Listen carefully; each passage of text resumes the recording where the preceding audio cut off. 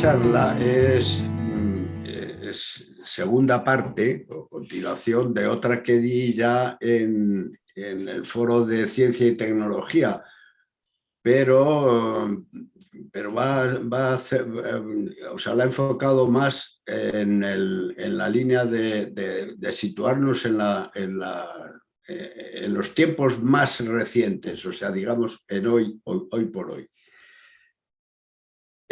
Quisiera recordar dos cosas importantes que vienen de la charla anterior, y es que para cualquier tipo de proyecto que quiera emprenderse por parte de quien sea, de cualquier agente, cualquier tipo de proyecto, sea social, industrial o de lo que sea, es requisito imprescindible la elaboración de presupuesto y saber lo que nos va a costar y cómo cómo vamos a conseguir los recursos. Luego después el seguimiento, el control presupuestario es absolutamente necesario para poder saber si nos desviamos o no nos desviamos con aquello que habíamos presupuestado. Y en caso de que nos desviemos, saber qué cosas son las que tenemos que hacer o qué estrategias tenemos que tomar para podernos ajustar a los recursos que vamos a disponer. Eso era una cuestión importante, saber que cualquier proyecto exige un presupuesto. Y luego después, el otro apunte importante que quiero definir es que los proyectos no tienen por qué ser exclusivamente económicos, ni tienen por qué ser elegidos por los economistas, por así decir. Los proyectos son de cualquier tipo de agente. Puede ser el proyecto en una familia, el proyecto de la boda de una hija. Entonces dice, ¿cómo presupuesto la boda de mi hija? Quiere decirse que son otros intereses no económicos precisamente los que dan origen a los proyectos. En este caso, por ejemplo, podríamos hablar de proyectos educativos en cuanto a la enseñanza y a los colegios. Es un proyecto del Estado que puede ser proyecto educativo, no es un proyecto económico, pero tiene que tener un presupuesto para poderlo llevar adelante. Con estos dos apuntes arrancaríamos y voy a hacer un repaso de lo que ya dije en la otra charla anterior para ponernos en situación. Y veíamos que las claves estratégicas de cualquier agente económico, estratégicas es porque cualquier presupuesto está dentro de unos planes estratégicos y unos presupuestos estratégicos a largo plazo, fundamentalmente a 5 años, ¿no? Por eso hablamos de qué son las estrategias que económicamente cualquier agente económico tiene que llevar a la práctica. Y entonces hablábamos de que las claves eran primero los valores que tienen que primar en los emprendedores, por así decir, o los protagonistas del agente económico, porque los valores dependerá de qué tipo de valores son para poder pensar cómo se va a elaborar la estrategia. Y entonces entre los valores tendríamos, las personas pueden ser más conservadoras y quieren guardar bien el arado antes de perderlo o de arriesgarlo, o sea, son menos propicios al riesgo, son agresivos, y es decir, asumen mayores riesgos, y luego después siempre son éticos, es decir, que establecen una escala de valores dentro de sus actuaciones. Que para mí la ética es precisamente la definición de esa escala de valores que tiene que tener cualquier asociación o cualquier comunidad o cualquier sociedad en general. Lo segundo, que es después de los valores que tienen los agentes económicos, la segunda parte es a qué se quieren dedicar, es decir, cuál es la misión, el sentido económico de la gente, a qué se dedica. Dice, ¿a qué me voy a dedicar? Me voy a dedicar a la producción dentro de los distintos sectores, puedo dedicarme al consumo, que puede ser un agente económico consumidor, puedo dedicarme al ahorro o a la inversión, y en cualquiera de todas estas actividades pues cualquier agente económico elaboraría sus estrategias. Esta es la misión, digamos, que es lo que habitualmente está haciendo cualquier agente económico en su vida y en su desarrollo personal. Pero no nos quedamos en lo que hoy estamos haciendo y diríamos, otra de las claves es que con una visión y ya a largo plazo, dice, ¿a qué se va a dedicar en el futuro? Es decir, si se me van dando bien las cosas, ¿qué otros objetivos más a largo plazo y de mayor calado voy a asumir? ¿Y qué estrategia voy a elaborar para ello? Y aquí pues pongo la investigación, el desarrollo, la innovación como objetivos últimos de un avance a largo plazo. Y por último, la clave fundamental es la motivación que todos los sujetos y toda la empresa que está con qué interés va y qué esfuerzos va a llevar a cabo, pues en función de los retos que se está poniendo él mismo. Y estos retos, he puesto aquí retos que no sean utópicos. Utópicos en el sentido de que tenemos que sean retos aceptables, retos que sería un nivel más alto de lo que yo estoy haciendo, pero no hasta el término, el término de que no sean alcanzables. Yo soy, en este aspecto, yo soy anti-utópico y cualquiera de las utopías que se han escrito a lo largo de la historia creo que son los grandes errores de las humanidades desde San Agustín para adelante, inclusive desde Platón, ya hablando de la República, ya planteaba utopías hasta nuestros tiempos. Bueno.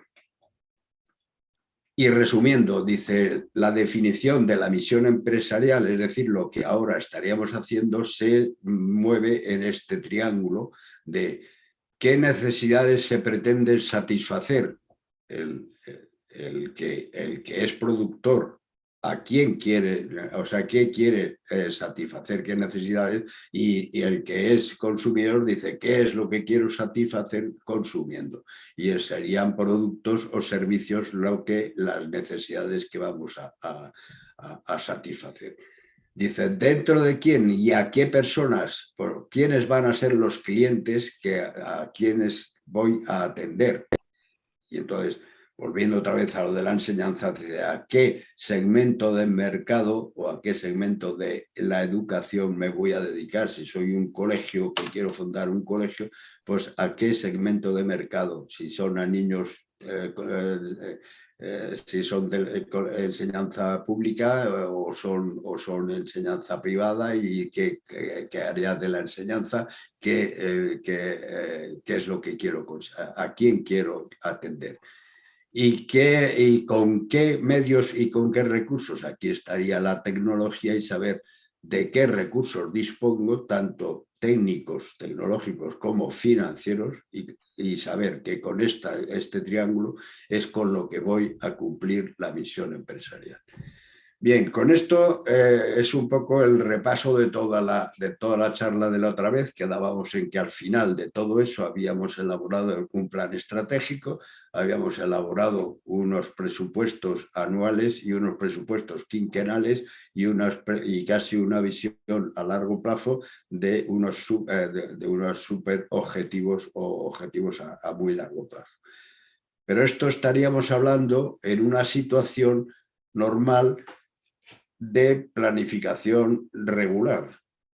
Pero ahora nos pasamos al tema que voy a tratar hoy y que va a ser el tema de qué es lo que los agentes económicos se van a encontrar en un proceso disruptivo.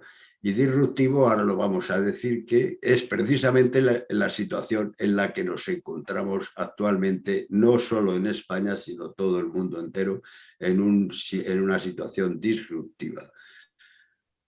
Y el índice de hoy, pues se parte con estos 5 puntos, procesos que son procesos disruptivos, qué estrategias vamos a tener que elaborar en esos procesos disruptivos, y esas estrategias las llama las llaman los estudiosos, las llaman estrategias emergentes porque no son estrategias planificadas, sino estrategias emergentes que tienen que elaborarse sobre la marcha y rápido.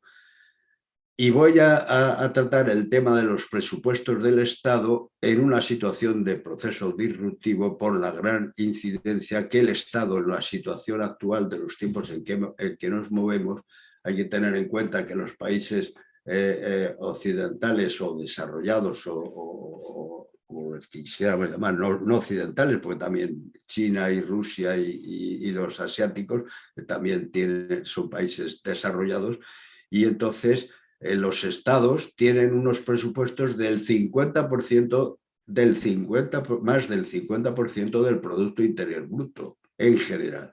Quiere decirse que todo el Producto Interior Bruto está repartido. La mitad la asume el Estado y la otra mitad la asumimos todo el resto de personajes o de empresas y agentes individuales. Luego, la importancia del Estado es grande en los tiempos en que vivimos actualmente. Y el cuarto sería, con todo este planteamiento, cómo llamaríamos el sistema económico actual en el que vivimos, para saber y tener una conciencia clara de qué es el sistema, porque se acusa habitualmente, si vivimos un sistema capitalista. Bueno, ahora lo veremos que todos vivimos en un sistema capitalista, pero ¿cómo es ese sistema capitalista y cómo funciona? Y cómo podemos atacarlo, o digamos, atacarlo, me refiero conceptualmente y científicamente, o con un análisis de soluciones. Y daría una conclusión última. Y pongo conclusión, no pongo conclusiones. Bien. Pues empezaríamos por la primera parte, que sería, el primero es proceso disruptivo. ¿Qué se llama un proceso? ¿Qué es lo que se llama un proceso disruptivo? Disruptivo, ya la propia palabra, ruptivos, porque es una ruptura de la actividad habitual en la que se está viviendo. Son situaciones no esperadas, situaciones que surgen de golpe. Podríamos decir, por ejemplo, así para ponernos un poco en materia, pues una situación disruptiva es cuando se produce un incendio en el bosque. Entonces, ¿cuáles son, qué es lo que hay que hacer ante una situación que no se espera y cómo se tiene que actuar? La otra característica es que, además de no ser esperados, estas situaciones, además, están fuera del control de los agentes económicos. Los agentes económicos no pueden controlar la situación no esperada, la situación que se ha producido de golpe, en términos generales. Y aquí estaríamos viendo en los tiempos más modernos, pues vamos a quedarnos con el proceso de la pandemia del COVID, por ejemplo, ¿no? Que no es controlable de entrada. Luego, asociados, y estos procesos no tienen por qué estar asociados a causas específicamente económicas, como es, por ejemplo, la pandemia. Es una situación biológica o de enfermedad que no está asociado a un factor económico. Sin embargo, tiene repercusiones económicas correspondientes o derivadas de ello. Lo cual toda esta situación provoca un desequilibrio. He puesto macroeconómico para saber que está el desequilibrio que se genera como esa situación no esperada y que no es controlable inmediatamente y que no es de causas específicamente económicas, nos está, sin embargo, modificando todos los valores macroeconómicos de Producto Interior Bruto, de nivel de precios, de impuestos, etcétera, etcétera. O sea, nos va a dar una modificación también inesperada y también de golpe. Con unas modificaciones técnico-sociales, y aquí sí es importante que tengamos en cuenta la asociación técnico-social, porque muchas veces son cuestiones técnicas que obligan a tomar o a adoptar actuaciones sociales, no exclusivamente económicas ni técnicas. Por ejemplo, estaríamos hablando de la escasez, o sea, de la subida de los precios del petróleo o de la energía o del gas. Y consecuencia de todo esto ocurre es que hay una falta de políticas adecuadas, elaboradas y estudiadas. Es decir, no disponemos de una estrategia de políticas suficientemente adecuadas, porque todo esto nos ha cogido de improviso. Bien, ante estas situaciones vamos a hacer un análisis. Yo, a grandes rasgos, la humanidad a través de toda su historia ha pasado por cuatro. Yo las enumero, he cogido hay distintos autores y las enumeran cada uno de su forma, pero yo me quedo con esta división. Las grandes crisis que ha habido a través de la historia es la primera, la crisis es la revolución neolítica. La segunda gran crisis es la crisis la que se genera en el Renacimiento. La tercera gran crisis es la revolución industrial. Y la última, y es la que estamos viviendo desde los años 20 del siglo pasado, que son las dos guerras mundiales y la era atómica en la que ha entrado la sociedad. ¿Con esto qué quiere decir? Si nos quedamos con esta última división, es que estamos viviendo una crisis general que empezó con la Primera Guerra Mundial y que todavía no ha acabado. Y digo que todavía no ha acabado porque cualquiera de las otras crisis que hemos estado hablando también duraron cientos de años. El Renacimiento duró más de 200 años, el 480 y el 580, o sea, 200 años de crisis estuvieron hasta que se estableció un sistema estable o estabilizado dentro de la humanidad. Pues nosotros ahora mismo todavía solamente llevamos 100 años de la crisis esta generada por las dos guerras mundiales y por la era atómica. Pero para centrarnos más en tiempos más recientes, desde 1970, enumero aquí todas las crisis más importantes que ha habido.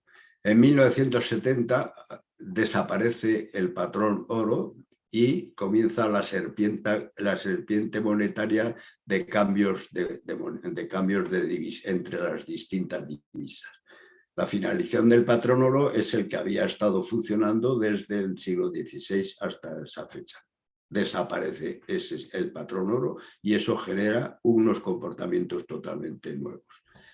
En 1974, la primera crisis del petróleo con la OPEP, y es un intento de ruptura de un sistema de mercado de oferta y demanda libre mediante la Asociación de los Países Productores de Petróleo.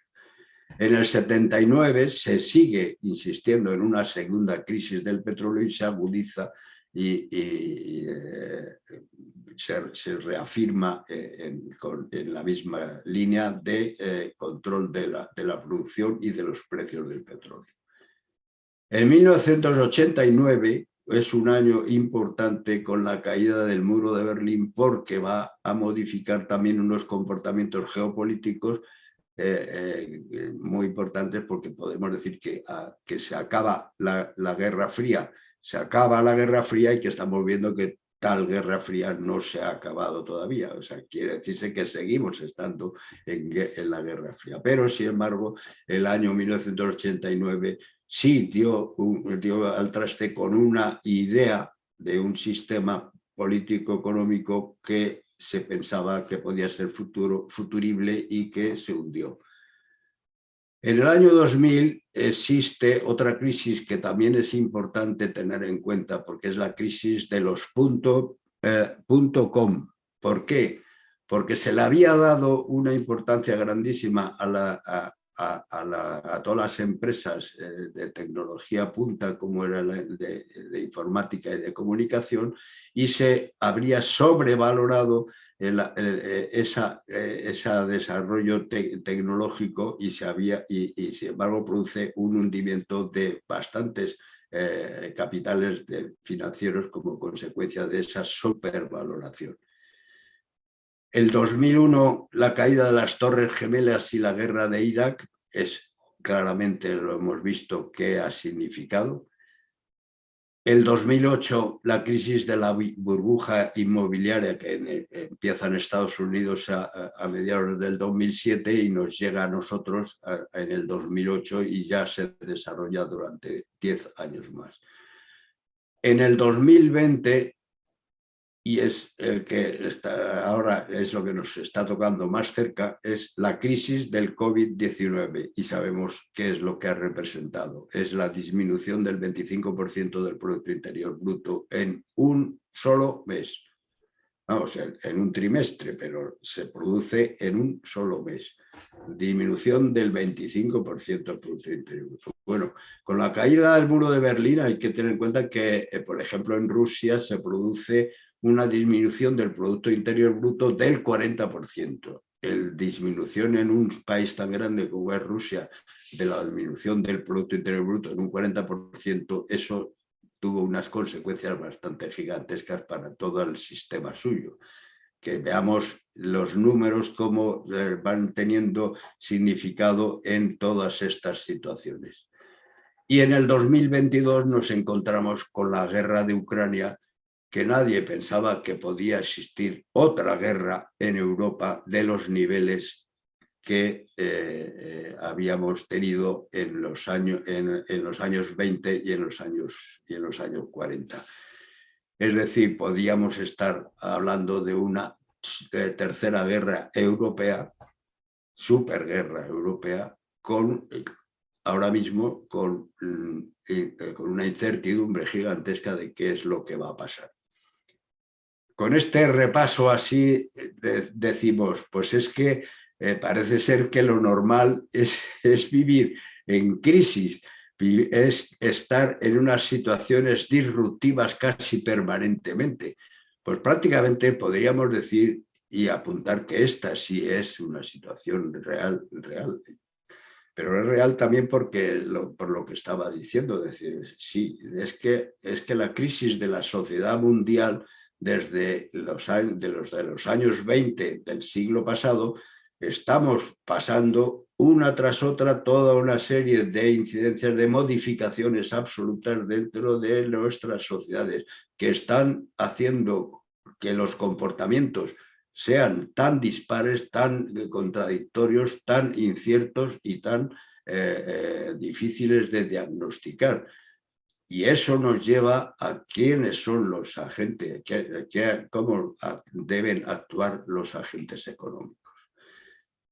Además es que hay que tener en cuenta que las crisis se van encadenando unas con otras. Por ejemplo, en las crisis de los años 70, con la crisis del petróleo, se produce también una crisis del sector naviero como consecuencia de eso. Acordaros que en aquellos tiempos se hundió, o sea, se cerró, se cortó el canal de Suez y obligó a crear los grandes barcos y las grandes navieras para hacer los recorridos más largos y hacer mayores transportes de crudo desde el sur de África, dar toda la vuelta completa a África para poder traer desde el Golfo Pérsico hasta Europa los productos petrolíferos.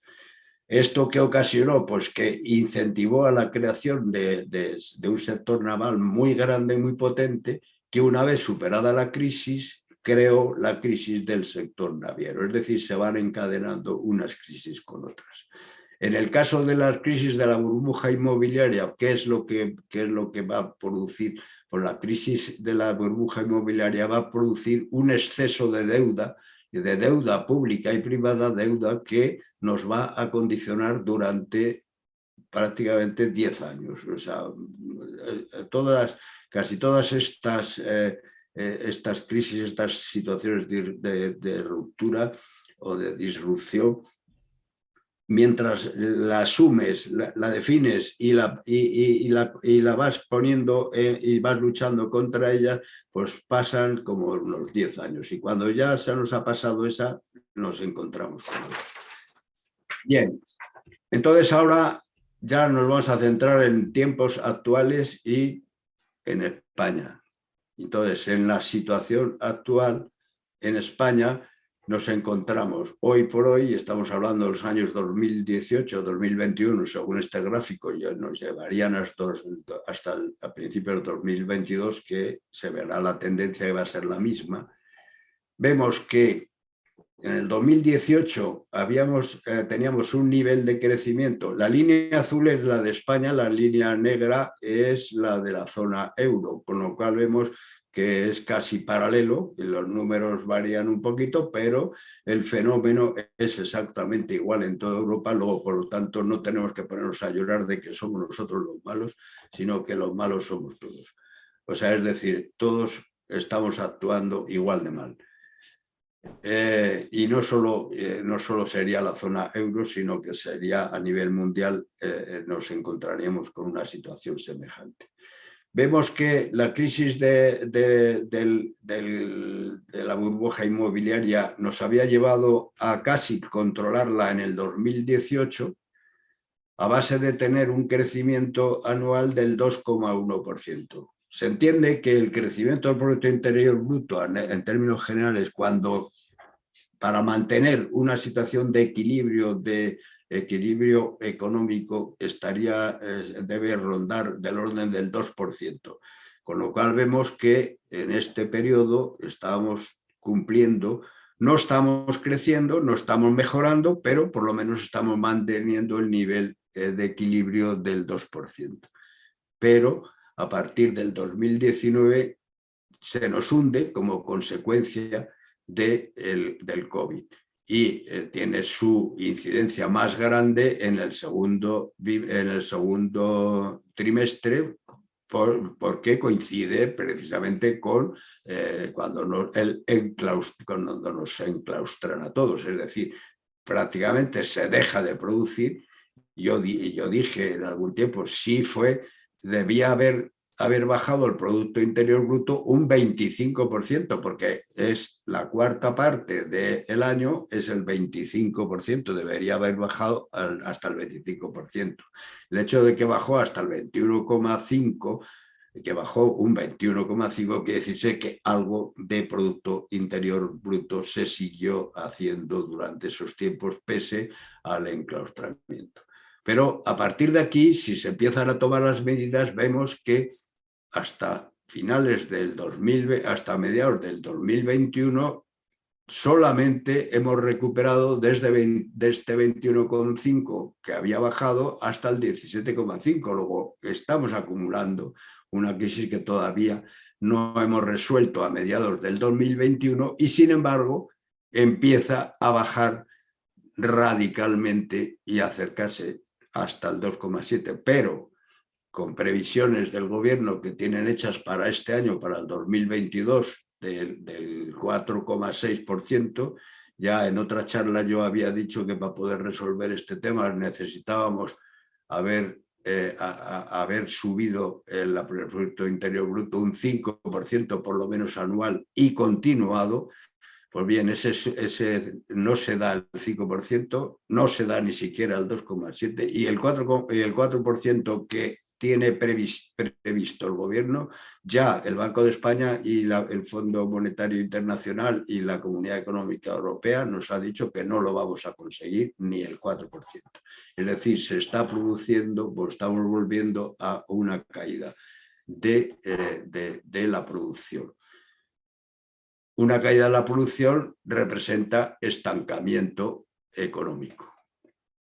Pero nos encontramos con otro gran fenómeno, que es el proceso inflacionario. Y es que desde el 2021, que teníamos una inflación del 0,5%, nos estamos plantando en marzo en el 9,8%. En el 9,8% es una inflación excesivamente grande como para poder para poder asumirla. Y lo estamos viendo, qué es lo que está ocurriendo. Esto va a generar una inflación que va a generar mayor inflación, y estoy hablando del IPC. El IPC es el índice de precios al consumo. En el IPC están metidos los precios, una serie de precios determinados en función del consumo que la población, según las estadísticas y el reparto de la población, consume habitualmente. Dice, eso no es un índice significativo. Es un índice significativo, sí, para el consumo, pero no es un índice significativo para la producción, porque tenemos que en la producción industrial el índice ha subido un 40% y en la energía ha subido un 100 y pico por ciento. El otro día que me han pasado la factura del gas, pues de un bimestre, o sea, en dos meses ha subido un 170%. En 2 meses, el precio del gas. Luego eso, ¿de qué forma modifica esto? Pues cuidado cuando hablamos de IPC. El IPC es un indicativo, pero solamente para el consumo, pero no para todo el resto de la producción. Y luego nos encontramos con el tercer fenómeno en el que estamos asumiendo desde ya hace tiempo, desde la crisis de la burbuja inmobiliaria y con los rescates de los países como Irlanda, Grecia y no me acuerdo cuál era el otro, y no sé si era Italia y posible rescate que hubo que hacer a España, pero obligó al Estado a endeudarse.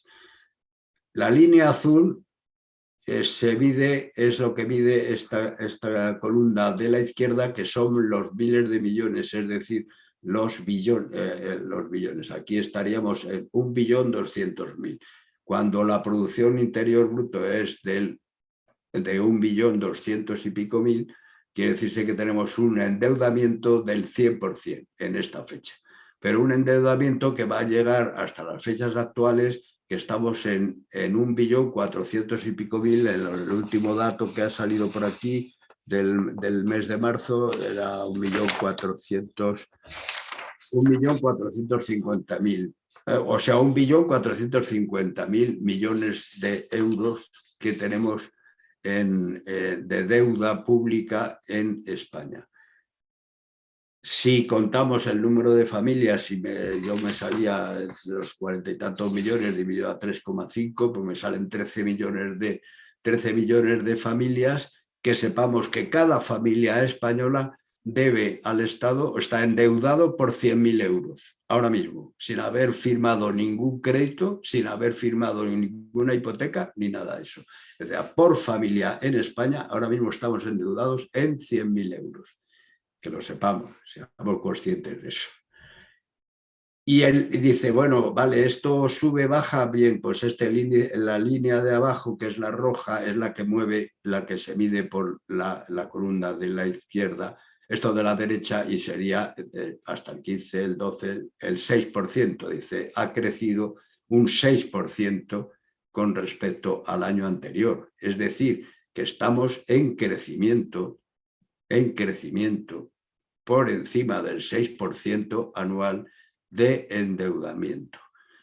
Luego, no solo estamos reduciendo, sino que vamos a seguir creciendo en el endeudamiento.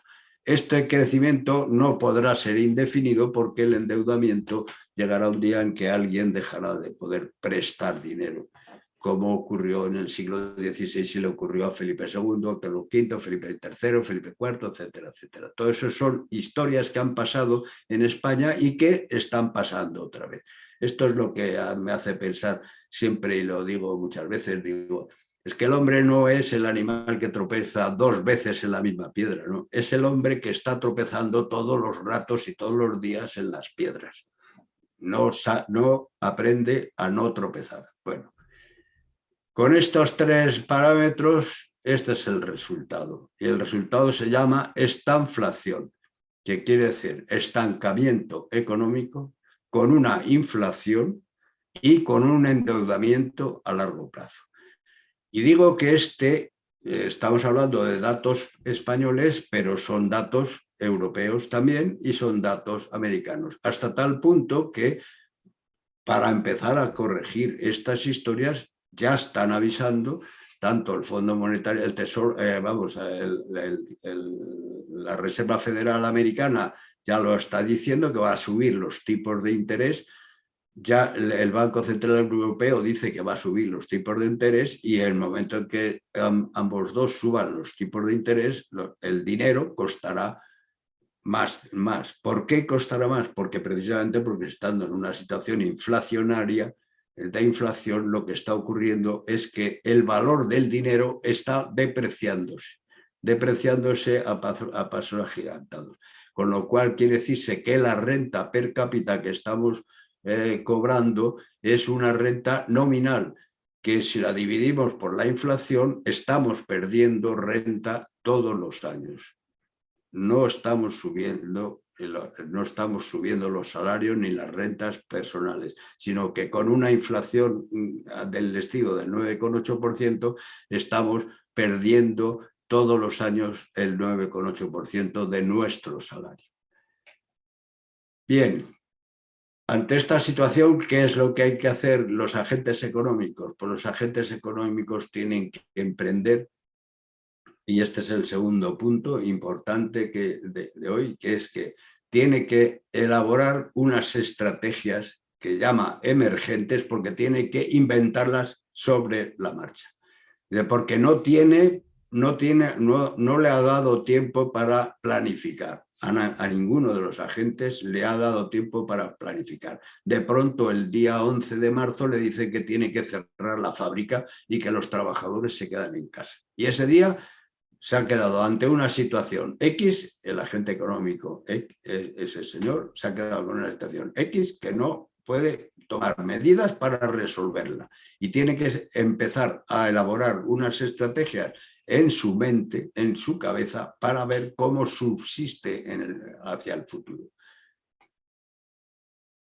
Posiblemente, y este es un paréntesis, una de las razones de la inflación, aparte de otras que también hay que considerar, como son los precios energéticos, posiblemente la inflación que estamos sufriendo hoy en día es la consecuencia de haber tenido paralizada la economía durante el periodo de la pandemia.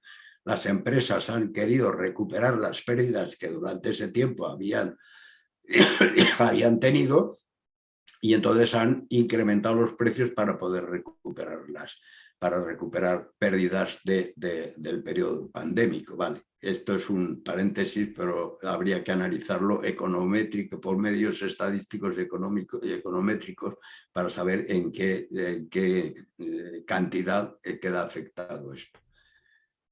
Se debería disponer, se debería disponer de planes de actuación emergente en cartera. ¿A qué me estoy refiriendo a esto? Pues para ciertas funciones sí que los tenemos. Por ejemplo, ahora mismo tenemos un cuerpo de bomberos aunque no haya incendios. ¿Por qué? Pues por si hay un incendio, disponer de una posibilidad de actuación estratégica para acudir a sofocar el incendio. En el caso económico, ¿qué se necesitaría tener? ¿Una empresa qué es lo que necesitaría tener para poder atender a una emergencia que no va a poder resolver hoy? Pues tendría que tener unas reservas de recursos financieros en reservas en sus carteras para poder atender a una situación X que se produzca de golpe. Esos planes de actuación emergente en cartera son importantísimos tener para cualquier agente económico, inclusive para los agentes familiares. De tal forma que cualquier familia que no tenga prevista una emergencia, como puede ser una enfermedad que se produzca para el cabeza de familia y deje de trabajar o que se quede en paro, si no tiene unos planes de actuación de emergencia en cartera se puede quedar en la puñetera calle, como podría, mal dicho, al día siguiente no poder comer. Esta situación de emergencia, por ejemplo, en Rusia, con esa caída del 40% del Producto Interior Bruto, se les produjo de tal forma, hasta tal extremo, que los soldados y los funcionarios del Estado no cobraban sueldo y salían a las plazas de la calle a pedir limosna para poder comer. Fijaros hasta qué punto estamos hablando. Y estamos hablando de un país que era súper poderoso económica y militarmente. Luego, la importancia de estos planes de actuación de emergencia, tenerlos en cartera, es importante para todos los agentes económicos. La improvisación obliga a una mayor inventiva. Entonces, tenemos que ponernos a pensar en ese momento que se ha producido la emergencia, la disrupción, a pensar y a inventar soluciones. Y esto es importante. Ahora vamos a ver. ¿Quiénes son los que tienen que ponerse y están obligados a inventar y a pensar soluciones? Pues los recursos humanos, es decir, las personas como individual y colectivamente, los recursos humanos, se hacen más necesarios en dos cosas, en la actitud y en la aptitud. Actitud quiere decirse que tienes que tener una moral mayor que la que tenías antes de confort y ponerte a actuar ante el reto. Y actuar ante el reto obliga a una actitud de mayor predisposición y de mayor motivación. Y tiene que tener una aptitud, quiere decir unos conocimientos más importantes que los que obligatoriamente su puesto o su situación normal le estaban exigiendo. Tiene que tener conocimientos más allá de lo que su función actual le exige.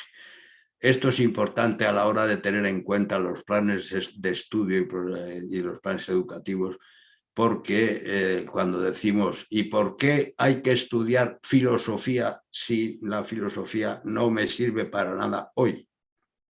Porque la filosofía es la que te hace pensar y sacar ideas para poderlas poner en práctica en el momento que las necesites y tener la capacidad de generar ideas nuevas.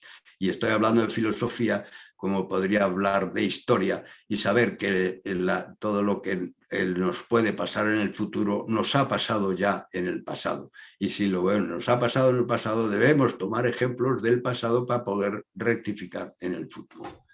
¿Y a dónde me lleva esto? Pues me lleva a lo que yo llamo proceso de aprendizaje como base de reacción emergente.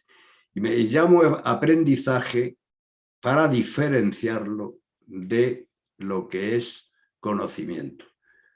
Aprendizaje es lo que el hombre de Neandertal en los primeros tiempos se le ocurrió que si tomaba ciertas medidas podía sacar unos rendimientos mayores. Por ejemplo, que sembrando semillas en ciertos terrenos y no esperar a recoger los frutos de los árboles cuando tuviera hambre. Les obligó a pensar, aprendieron a tallar la piedra para obtener herramientas. Como luego después en la revolución industrial aprendieron a elaborar máquinas para poder tener mayor rendimiento en su trabajo. O como en el Renacimiento a Descartes, a Leibniz, a Newton les llevó a inventar soluciones matemáticas que dieran salida a problemas que tenían entonces y que antes no disponían de herramientas hechas. Es decir, el aprendizaje hay que diferenciarle mucho de lo que es el estudio y el conocimiento, porque el aprendizaje obliga a la imaginación y al interior de la persona a trabajar con sus capacidades que no están aprendidas del colegio. Esto es el caso, yo pongo siempre el ejemplo de aprendizaje, el caso del ratón que está metido dentro de un ¿cómo se llaman los? Que están metidos dentro de un laberinto, y dice, ¿y cómo sale del laberinto? Pues el ratón al final sabe del laberinto. Pues ¿sabes cómo sale del laberinto? Porque ha aprendido a moverse en laberintos y va dejando muestras y salidas y restos y residuos para no volver a pasar por los mismos errores y buscar salidas. Es la actuación que debemos tener, en una situación de disrupción, es la misma que tiene el ratón para salir del laberinto. Y aquí estoy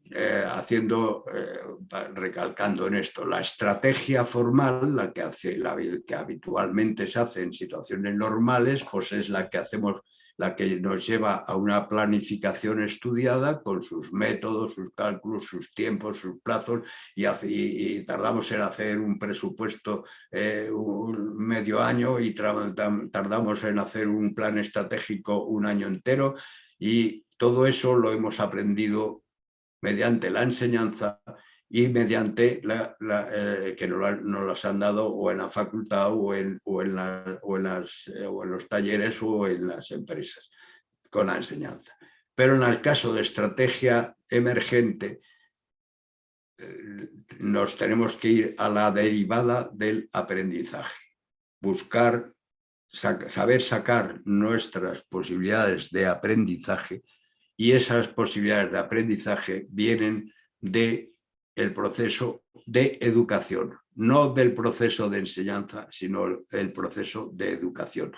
Y aquí hago una gran diferencia entre enseñanza y educación, porque ya vemos que el comportamiento de unos es X y el comportamiento de otros es Y.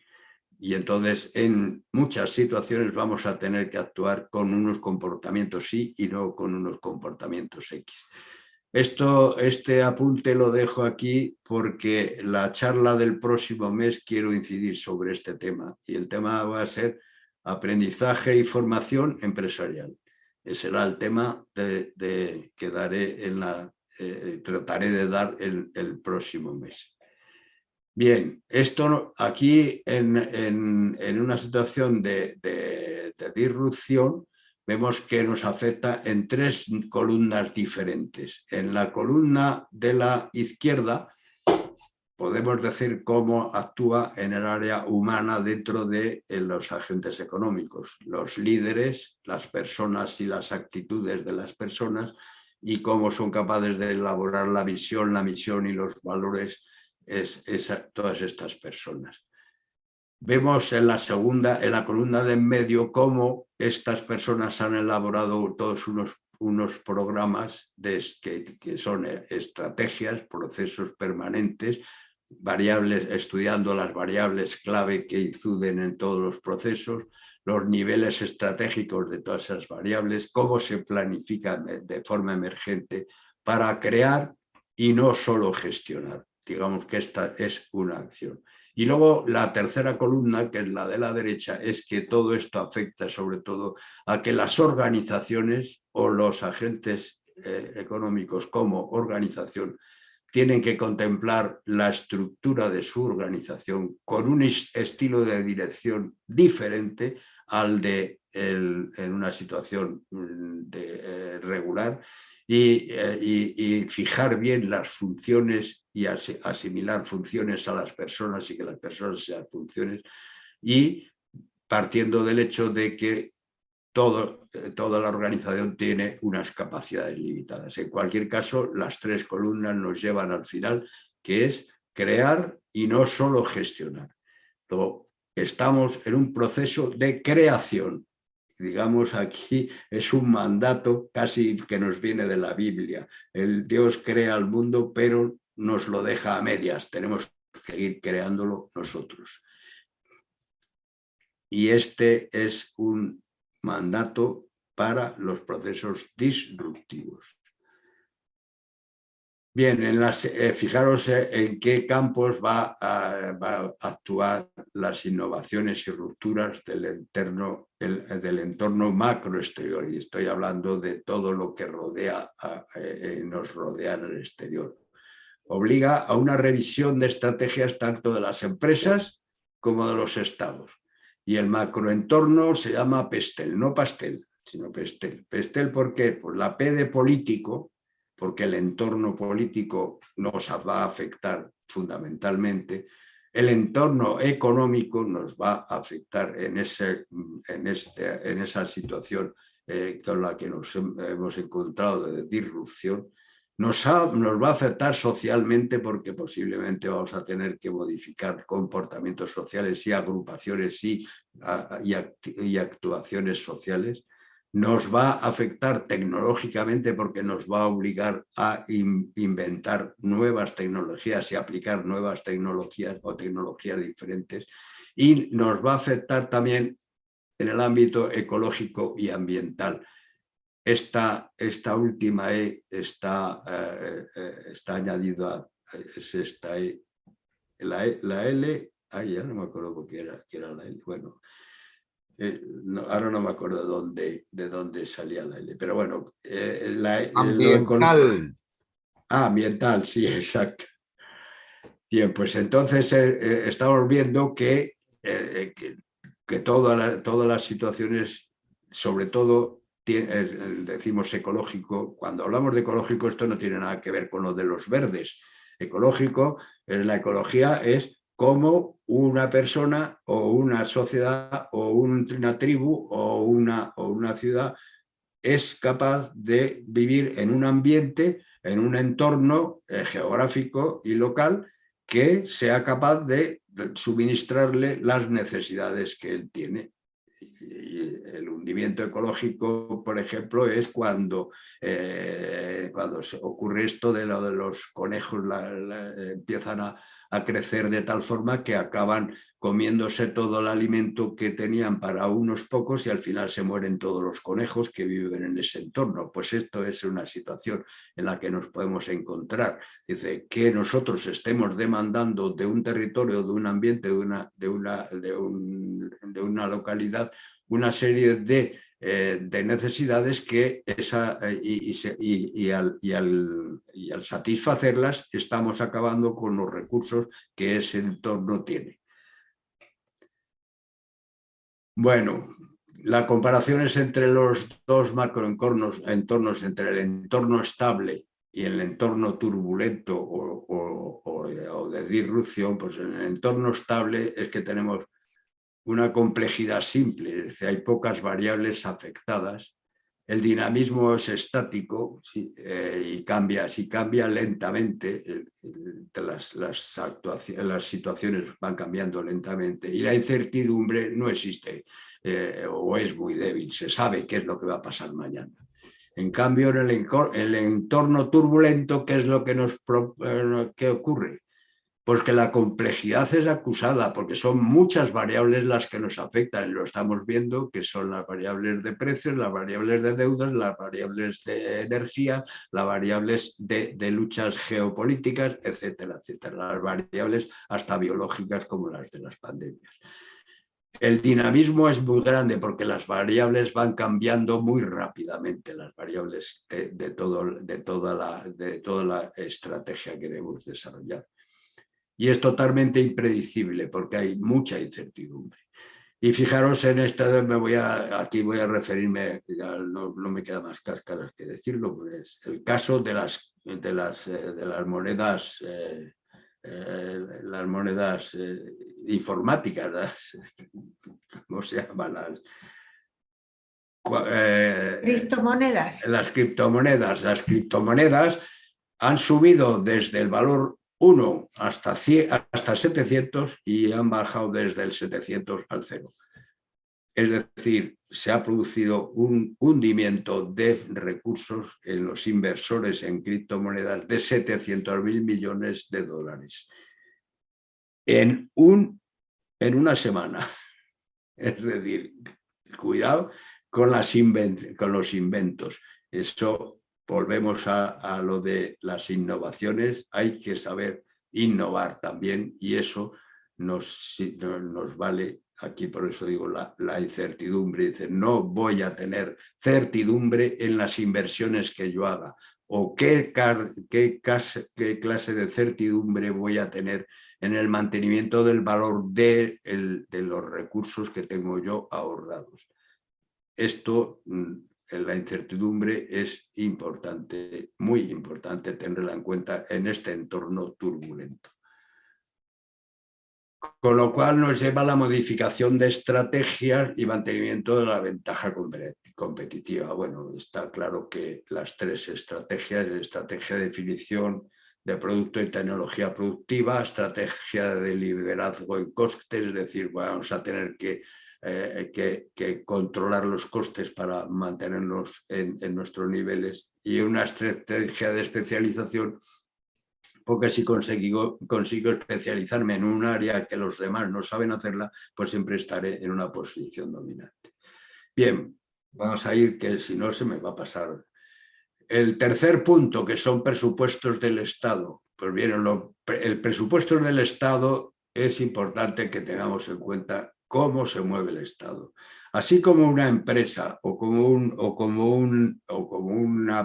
una persona individual o como una familia, por así decirlo, nos movemos en función de los precios, es decir, de cómo funciona el mercado, y según el mercado los precios suben y bajan, pues nosotros nos ajustamos a los gastos y a las compras y a las inversiones. Sin embargo, el Estado no tiene un parámetro de definir los valores de sus servicios. Y entonces sí que es importante entonces que el Estado, porque el Estado puede poner los precios que le dé la gana, subir los impuestos cuanto quiera y emitir el número de monedas que le dé la gana. Quiere decirse que si no controla esas dos variables, pues entonces resulta que puede llevar al traste al hundimiento del Estado en general. Entonces, ¿cómo debe moverse el Estado a la hora de hacer presupuestos? Pues primero, teniendo en cuenta cuáles son los bienes y los servicios públicos que sí que tienen que cumplir obligatoriamente, y cuáles son los bienes y servicios que está cumpliendo actualmente y que no necesariamente los tiene que cumplir el Estado, sino que los puede cumplir alguna persona privada o alguna empresa privada o algún agente diferente a empresas y a personas. No actúa dentro de un mercado, es lo que estaba diciendo. Al no actuar dentro de un mercado, puede poner los precios que quiera y las cantidades que quiera de cada cosa. Entonces, ¿cómo lo presupuesta? Pues la forma de presupuestar el Estado, hacer los presupuestos del Estado, tiene que tener en cuenta un método que normalmente se llama de análisis de coste y beneficio, en el que no precisamente el Estado va a obtener beneficios, pero sí tiene que saber qué beneficio genera a la sociedad mediante qué coste, y poder elegir entre dos objetivos diferentes y dejar uno marginado y a otro ponerlo en práctica a la hora de elaborar los distintos proyectos o presupuestos. Y luego después es importante, y aquí aunque no voy a insistir mucho, las diferencias entre las distintas administraciones, las estatales, las autonómicas, las municipales, los organismos autónomos. Aquí entre los organismos autónomos pues tendríamos la Seguridad Social y el Banco, el Banco de España y otros organismos autónomos. Y luego después empresas públicas. Lo suyo es que desde que entramos en la Comunidad Económica Europea, las empresas públicas están muy limitadas desde Europa. Antiguamente nosotros teníamos el INI y teníamos una potencia industrial en función de las empresas públicas del Estado. Hoy día eso está desapareciendo. Sin embargo, tenemos que tener en cuenta que el gasto público, o sea, el Producto Interior Bruto del Estado es el 50% del Producto Bruto de todo el país. ¿qué está haciendo? Está actuando económicamente en ciertos sectores, en muchos sectores está actuando sin tener en cuenta los principios del mercado en los que rige la cantidad y el precio y sin tener en cuenta el coste y beneficio. Esto es muy importante a la hora de tener en cuenta la elaboración del Estado. Y esto es lo que nos lleva a la debilidad presupuestaria pública, porque no se imponen alternativas a la administración para decidir entre recursos escasos.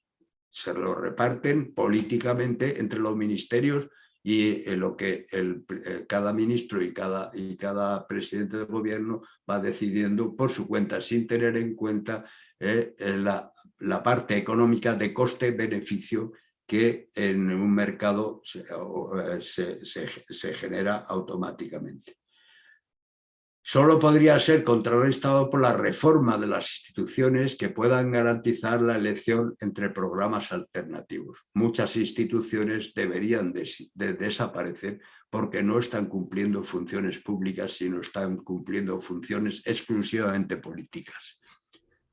Y luego las administraciones territoriales vienen a dificultar la toma de decisiones entre comunidades, diputaciones y municipios porque se solapan cantidad de funciones entre unas y otras y son contradictorias entre unas y otras. Y están duplicando gastos para cumplir el mismo objetivo o están dejando de cumplir objetivos y sin embargo están generando un gasto adicional en las distintas administraciones. Esto es la debilidad presupuestaria que tenemos en España fundamentalmente, en todos los países en general.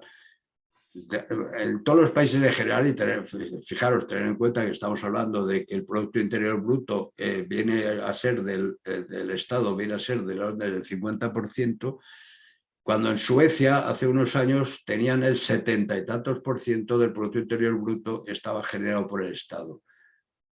Se dieron cuenta de algo, se darían cuenta cuando lo han bajado hasta el 50% en unos años. Luego quiere decirse que el Estado no tiene por qué hacer todo aquello que está haciendo. Tiene que analizar cuáles son sus funciones y cuáles son sus bienes y servicios que tiene que cumplir a rajatabla y cuáles puede delegar a otras personas. Y en esto hablaríamos de sanidad y de educación fundamentalmente, pero bueno, voy a seguir. El control presupuestario público, sin embargo, existe un control presupuestario, lógicamente, pero hay instituciones superiores de auditoría del Estado que son independientes del Estado. Está el Tribunal de Cuentas en España, que es Tribunal de Cuentas del Poder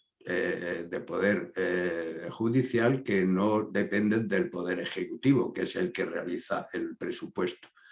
En la Comunidad Económica Europea está el IGAE, la Comunidad Económica Europea, que hace un control presupuestario de todos los países y de todas las inversiones y todas las financiaciones de las actuaciones de los distintos gobiernos.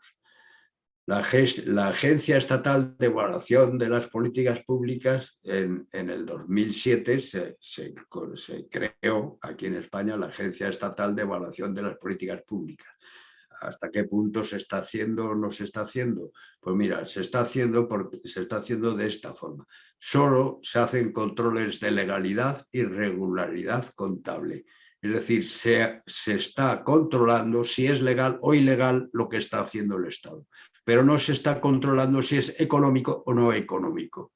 Es decir, no se está sacando la valoración productiva de la gestión estatal. Esto es importante que tengamos en cuenta, que España es uno de los países, quizá de los últimos países europeos, con una productividad pública más baja en Europa. ¿Con esto qué nos llevaría? Pues con todo esto que estamos hablando, de toda la situación de disrupción de 100 años que llevamos de disrupciones una detrás de otra, decimos, ¿cuál es el sistema económico en el que nos estamos moviendo actualmente? Pues bien, lo primero de todo, existieron cuando empezaron a haber analistas económicos, desde Adam Smith en adelante, pues dicen, España no es un sistema vamos, España no, toda Europa ahora mismo, no es, el sistema económico en el que nos movemos no es un sistema de libre mercado. Y la prueba de que no es un sistema de libre mercado es que el Producto Interior Bruto del Estado es el 50%. No es un sistema colectivista total, porque si no, sería el 100% del Producto Interior Bruto, sería el Estado el que lo generaría. Pero sí es un sistema intervenido por el Estado en más del 50% del Producto Interior Bruto. Podría definirse como un sistema de capitalismo de Estado. Todos los países son capitalistas de Estado. O sea, toda la economía es capitalista, cuestión número uno. ¿Por qué? Porque desde ya de tiempos inmemoriales está claramente definido que la economía funciona gracias a la acumulación de capital. La acumulación de capital no significa acumulación de monedas. La acumulación de capital es de herramientas, de inmovilizados, de sistemas de producción, de sistemas productivos. Ese es el capital, lo que sirve para producir. Entonces, cuanto más herramientas, más fábricas, más instrumentos, más maquinaria tengamos, tendremos más capital, y al tener más capital podremos tener una productividad mayor y una producción mayor y un Producto Interior Bruto mayor y una renta per cápita también mayor. Todos los sistemas económicos son de capitalismo. Otra cosa es quién es el propietario del capitalismo, y ahí es donde viene ya la cuestión política, y es el socialismo, es que el capital, el Estado es el propietario del capital, y en los países liberales, teóricamente, los propietarios del capital son los individuos o las personas individuales. Esas son diferencias políticas. Económicas, todos somos capitalistas. Todos los que estamos viviendo en un sistema económico somos capitalistas. ¿Y por qué digo que vivimos un sistema capitalista de Estado? Pues sencillamente porque el Estado produce el 50% del Producto Interior Bruto, más que todo el resto de la sociedad del país. Queda pendiente, dice, una definición de cómo alcanzar la asignación óptima de recursos. Es decir, si el Estado está actuando fuera de los mercados, que es los mercados consiguen hacer una distribución y un reparto de los recursos en función de los precios, de las demandas y de las ofertas, ese es el mercado. Si el Estado no actúa en un sistema de mercado, entonces, ¿cómo se está haciendo la distribución óptima de los recursos? Pues queda por definir, porque está en el aire. Principales aspectos actuales ya los estamos diciendo: estancamiento de la producción y el mercado. Existe el paro. Proceso inflacionario, incremento generalizado de los precios. No sirven políticas monetarias o fiscales tradicionales. La estanflación. La política fiscal y la política monetaria, que son los dos instrumentos de política económica que tienen los gobiernos, no dan solución a la situación de esta inflación, porque son contradictorias entre sí. Digo, son contradictorias por definición. Luego después se puede resolver, pero no mediante las políticas exclusivamente monetarias o exclusivamente fiscales. El incremento fiscal causado por la inflación, y aquí esto es un dato de hoy, de hoy cogido, en el primer trimestre de este año 2022, como consecuencia de la inflación que se ha producido, se ha generado un incremento del producto y de la recaudación fiscal del 20%. Un incremento de la recaudación fiscal del 20%. Es decir, hoy que decimos nadie está subiendo los impuestos, el gobierno dice que no está subiendo los impuestos. No está subiendo los impuestos, no está subiendo los tipos de impositivos, pero está subiendo los impuestos porque está recaudando un 20% más. En 3 meses ha recaudado un 20% más, que son 54.749 millones de euros, más que el trimestre del año pasado. y sin embargo seguimos teniendo un endeudamiento del 140%. Ojo, no nos engañemos, sepamos saber en qué nos estamos moviendo y qué está ocurriendo realmente. Entonces, cuando dice, oiga, que es que la inflación está subiendo un porcentaje del 9,8, no es el 9,8. Segundo, no estamos subiendo impuestos. Sí, ustedes están subiendo el 20% de los impuestos. No nos estamos endeudando. Sí, ustedes están incrementando la deuda pública hasta un 140% del Producto Interior Bruto. Entonces, ¿qué es lo que se necesita aquí en este punto? Pues se necesita una necesidad de política de rentas. ¿Qué es una política de rentas? Ahora, en pocas palabras, voy a tratar de explicarlo, pero el ejemplo claro de cuándo se aplicó esta política de rentas fue en la resolución de la crisis en España del año 77 con los pactos de la Moncloa. ¿Gracias a qué? Si estamos en una situación de inflación gigantesca, lo que no puedo es subir los salarios del año que viene en función de la inflación del año pasado, porque el año pasado ya ha pasado.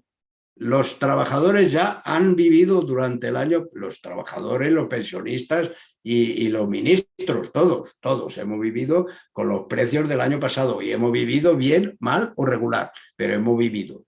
Y entonces dice, no me suba usted el 20%, o sea, el 10% de la inflación a los salarios, porque si usted me sube el 10% a los salarios, a las pensiones, a todas las cosas, ¿qué está haciendo? Está generando, automáticamente está generando inflación nueva para el año que viene, independientemente de cuál sea el precio de la energía o de lo que quieras. El Estado no puede generar inflación. Entonces, los acuerdos, la subida de las pensiones que han dicho que van a subir con arreglo a la inflación del año pasado, ya dice el Banco de España, dice, no señor, usted no puede subir las pensiones con arreglo al IPC del año pasado, porque si sube usted las pensiones, el año que viene estará incrementando la deuda pública. Si está incrementando la deuda pública, estará incrementando los costes del Estado. Si está incrementando los costes del Estado, estará incrementando los impuestos. Estará usted generando más inflación. Luego, por lo tanto, usted no suba usted el IPC. No puede usted subir los salarios a los trabajadores con arreglo al IPC del año pasado, porque si no, automáticamente está generando usted inflación. Está generando usted inflación. Esto, perdón, que voy a ir, porque es que volver... no, aquí era aquí. Aquí había puesto incremento fiscal causado por la inflación y ponía señoriaje, porque esto desde antiguo, desde los tiempos de la Edad Media, se llamaba el señoriaje, lo que cobraba el Estado, o sea, en aquellos tiempos la monarquía que dominaba o el señor feudal, lo que cobraba el señoriaje era el dinero que cobraba como consecuencia de la subida de los precios. Subida de los precios que está generada normalmente por una creación excesiva de moneda. Y aquí estamos, dice, estamos controlando la cantidad de moneda en España gracias a que la moneda, quien la fija, la cantidad de moneda que se fija, es la que fija el Banco Central Europeo, con lo cual nosotros no estamos generando más moneda, no estamos generando señoriaje, es decir, inflación por subida de la moneda. Pero sí estamos subiendo masa monetaria. ¿Por qué estamos subiendo masa monetaria? Pues porque estamos subiendo la deuda pública del Estado hasta el 140%, hemos subido la masa monetaria que tiene que ser pagada. Y entonces al subir la masa monetaria estamos generando inflación. Con lo cual, que sepamos que el propio Estado está generando toda la situación. La situación, digo, el Estado, no me refiero al Estado español, solo. Porque el Estado español lo está haciendo, vamos, lo está haciendo de libro. Siguiendo estas pautas, lo está cumpliendo de libro. Pero lo está haciendo Francia, Inglaterra, Alemania, Estados Unidos y todos. Todos están haciendo exactamente lo mismo. Estamos en la misma situación. Conclusión. Y esto es lo que yo decía, solo hablo de conclusión. Porque hay una necesidad imperativa. Y necesidad imperativa que es la negociación. La negociación es absolutamente necesaria. Negociación, y no me refiero a negociación colectiva de trabajadores y empresas, no. Negociación social.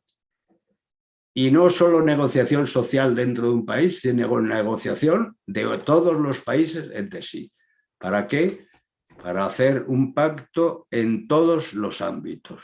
Pacto de rentas, que es lo que se hizo en España como ejemplo en 1977. ¿Cuál fue el acuerdo de 1977 que se firmaron los pactos de la Moncloa? Que no se subían los salarios para el año siguiente, nada más que en función de la inflación que se produjera el año siguiente. Es decir, el Estado fijaba un tipo de inflación objetivo. Y dice, el tipo de inflación para el año que viene tiene que ser del 4%. Cuidado que en el 77 teníamos una inflación del 20 y tantos %. Si en aquellos tiempos no se hacen los pactos de la Moncloa, ahora estábamos pidiendo limosna. Cuestión número 1.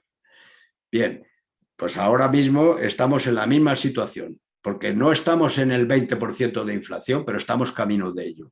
Porque en aquellos tiempos el Estado español no tenía el endeudamiento que tiene ahora. En el año 77 el endeudamiento público no llegaba al 50% del Producto Interior Bruto, en el 77. Y hoy estamos en el 140% de endeudamiento. Luego, oye, las cosas son muy diferentes. Es más imperativo todavía esto, el llevar a pactos en todos los ámbitos.